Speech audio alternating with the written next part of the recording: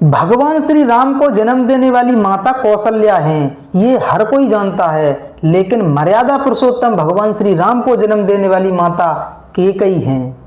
जी हाँ, भगवान श्री राम को 14 वर्ष का वनवास माता कैकेयी ने नहीं दिया था। भगवान श्री राम ने 14 वर्ष का वनवास माता कैकेयी से लिया था। जी हाँ, आज की हम वीडियो में जानेंगे कि माता कैकेयी से बढ़कर भगवान श्री राम को प्यार करने वाला कोई दूसरा नहीं था अयोध्या में। जी हाँ, बने रहिए हमारे साथ। देखिए, भगवान श्री राम जब छोटे थे, बचपन की बात है, तो चारों भाई खेला करते थे। तो भगवान श्री राम को तीनों माताओं में सबसे ज्यादा प्रेम करने वाली माता कैकेयी थी। माता कैकेयी भगवान श्री राम को सबसे छुपा के अलग से राजभोग खिलाया करती थी। तो भगवान श्री राम के और माता कैकेयी के जो प्रेम की ये जो बातें थी, सब पूरी अयोध्या में हर कोई जानता था।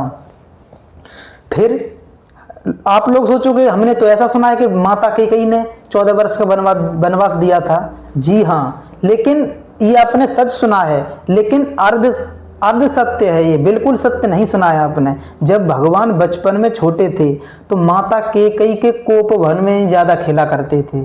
तो एक दिन क्या हुआ, माता कैकेयी बैठी हुई थी, तो पीछे से भगवान श्री राम ने माता कैकेयी की ऐसे आंखें बंद कर ली। तो माता कैकेयी ऐसे कहने लगी कि ऐसा ये कौन है जो मेरी इस तरह से आंखें बंद कर रहा है? ये जरूर लक्ष्मण होगा, लक्ष्मण ही ऐसी हरकत कर सकता है। तो भगवान श्री राम ने आंखें खोली और बोले, भगवान श्री राम, माता मैं जीत गया, मैंने तुम्हें हरा दिया, तुमने मुझे पहचान नहीं पाया माता। तो कैकेयी माँ बोली, अरे मेरा राम है। तो माता कैकेयी बोली, अरे राम, तूने तो मुझे हरा दिया, तू मुझसे जीत गया, बेटा तू वरदान मांग ले, तू जो मांगेगा मैं दूंगी। तो भगवान श्री राम बोले, माता मैं ऐसे नहीं वरदान मांगूंगा, पहले संकल्प करवाऊंगा तब वरदान मांगूंगा। तो माता कैकेयी बोली, बेटा राम, तू अपनी माता कैकेयी पर भरोसा नहीं कर रहा है? तुझे अपनी माता कैकेयी की बातों पर विश्वास नहीं है?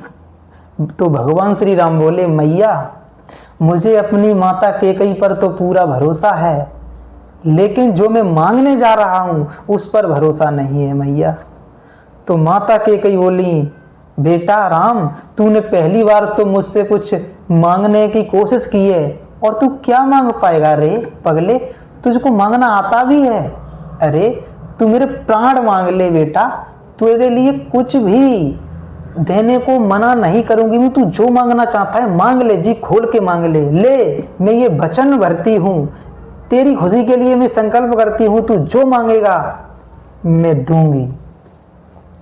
तो भगवान श्री राम बोले, मैया मैं जो मांगने जा रहा हूँ, शायद ये मांगने से तुमको बहुत से दुख उठाने पड़े, तुम सारी अयोध्या वासियों की, सारी दुनिया की नज़रों में गिर जाओगी, भरत की नज़रों में भी गिर जाओगी। तो माता कैकेयी बोली, अरे ऐसा क्या मांगना चाहता है तू बेटा, ठीक से बोलना। अरे तो भगवान श्री राम ने कहा, मैया मुझे 14 वर्ष का वनवास दे दे, मैं अगर यहाँ अयोध्या में रहा तो मेरे आने का ये जो अभिप्राय है वो सिद्ध नहीं होगा। मैं अगर पिताश्री ने राजा बना दिया अयोध्या का तो मैं वो कार्य नहीं कर पाऊंगा जिसके लिए मैं यहाँ आया हूँ। इतनी बात सुनी तो मैया का जो शरीर था वो चेतना मुक्त हो गया था, ऐसे पत्थर की शिला बन गई थी मैया, बस स्थिर हो गई थी। उनका जो इतना उस समय उनका दुख था वो मैं अपनी वाणी से वर्णन नहीं कर सकता।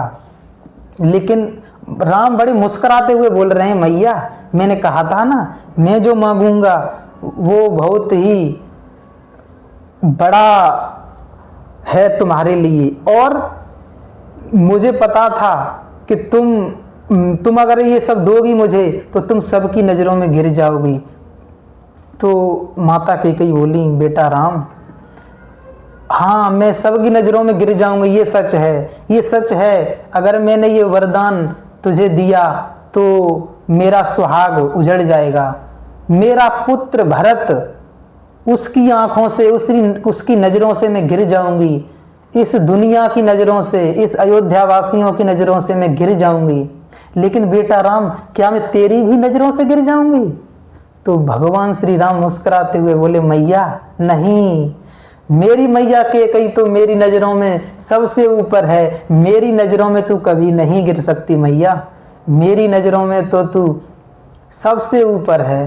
तो माता कैकेयी बोली, बस बेटा, मुझे दुनिया की परवाह नहीं है, मुझे इसकी भी परवाह नहीं है कि मेरा भरत मुझसे माँ नहीं कहेगा, बस मेरा राम मुझसे एक बार माँ कहे, मेरे को प्यार करे, मुझे इससे बढ़कर कुछ नहीं चाहिए। तो लेकिन मैया ने वनवास दिया है केवल राम की खुशी के लिए, लेकिन अंदर से मैया राम से कह रही है, बेटा राम, मैं तुझे ये वरदान दे तो रही हूं, लेकिन अंदर से मुझे इतना कष्ट हो रहा है ये वरदान देते हुए, बेटा तू नहीं समझ रहा है। बेटा मुझे दुख इस बात का है कि जो मेरा राम, मेरा बेटा लल्ला, जो कभी राजमहल से नीचे नहीं उतरा, वो जंगल में, वन में, कांटों में ये दुख कैसे सहेगा? तेरे नन्हे नन्हे पैर, इतने कोमल चरण कैसे उन पथरीले राहों पर चलेंगे बेटा राम? तो मैया की बात सुनकर राम बोले, मैया तू उसकी चिंता मत कर। तो धीरे धीरे समय बीतता गया। राम जब बड़े हुए तो अब विवाह के आ गया राम का, सब कुछ हो गया। अब जैसे ही राजा बनने वाले थे तो उस रात, जिस रात ये घोषणा कर दी गई थी कि अगली सुबह भगवान श्री राम को अयोध्या का राजा बनाया जाएगा, तो उस समय केवल भगवान श्री राम ही अयोध्या में दुखी थे और उनको पूरा भरोसा था कि मेरी मैया अपने वचन का पालन करेगी। तो उसी रात माता कैकेयी ने अयोध्या पति महाराज दशरथ से ये वरदान, अच्छा मौका पाकर ये वरदान मांग लिए थे, जो अपने पहले के जो वरदान थे, जब देवासुर संग्राम में राजा दशरथ की रक्षा की थी माता कैकेयी ने, उस समय के वरदान माता कैकेयी ने उस समय मांग लिए। ये अवसर अच्छा मिल गया था।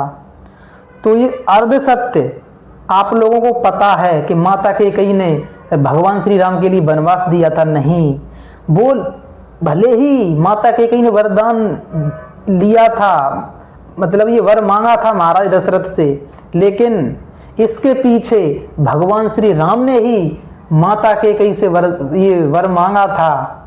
ये उसके पीछे छुपी हुई बात है जो कि रामचरितमानस में नहीं इसका प्रमाण है, इसका अन्य रामायणों में इसका प्रमाण मिलता है। लेकिन जैसे ही माता कैकेयी ने राजा दशरथ से ये वर मांग लिए और ये सबको पता चल गया कि अब तो राम 14 वर्ष के लिए वनवास जाएंगे, तो उस समय सबसे ज्यादा खुश थे वो केवल अयोध्या में दो ही थे, एक मंथरा और एक भगवान श्री राम। उस समय दो ही खुश थे पूरी अयोध्या में, भगवान श्री राम खुश थे और मंथरा खुश थी कि राम वन में जाएगा। और भगवान श्री राम खुश थे, आहा मेरा तो भाग्य जाग गया, मैं जिसके लिए आया हूँ धरती पर वो मैं करने को अब मेरे को मौका मिल रहा है, मेरे को वन में जाने का अवसर मिल रहा है जहाँ अन्य महान उच्च कोटि के संतों के दर्शन होंगे, उनकी चरण की सेवा करने को मिलेगा मुझे। तो उस समय भगवान झूम रहे हैं। उस समय माता कैकेयी के पास गए जो एकांत में थीं उस समय, लेकिन माता कैकेयी ने वरदान मांग जरूर लिए थे, लेकिन माता कैकेयी के हृदय में जो दर्द, जो वेदना, जो पीड़ा हो रही थी उसको वाणी के द्वारा वर्णन नहीं किया जा सकता। भगवान श्री राम को सब पता है कि मेरी मैया कितनी दुखी है इस समय, लेकिन क्या भगवान श्री राम कैकेयी ही मिली थी ये सब वरदान मांगने के लिए? कौशल्या माता सुमित्रा भी तो थी। कैकेयी इसलिए क्योंकि इतना बड़ा कार्य कोई कर सकता है वो वही कर सकता है जो भगवान श्री राम से सबसे ज्यादा अधिक प्यार करेगा। सबसे बड़ा त्याग वही करेगा जो सबसे ज्यादा प्यार करेगा। तो भगवान श्री राम से सबसे ज्यादा प्रेम करने वाली वो माता कैकेयी थी, इसलिए सबसे बड़ा त्याग भी माता कैकेयी ने ही दिया था।